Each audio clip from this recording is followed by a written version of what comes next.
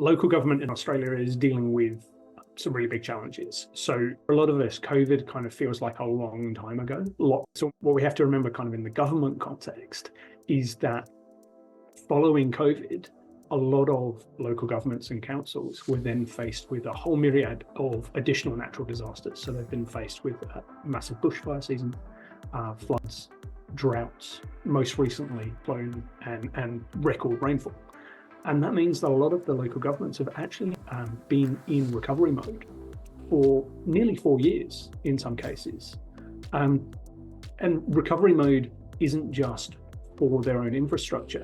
When you look at their ratepayers and their electorate, it's the responsibility of the local government to provide financial relief, some ongoing business support, and therefore they've had to do so much the way in which local governments can be assisted by state and federal government. It's challenging without changing the underlying methodology that's associated with those financial benefits.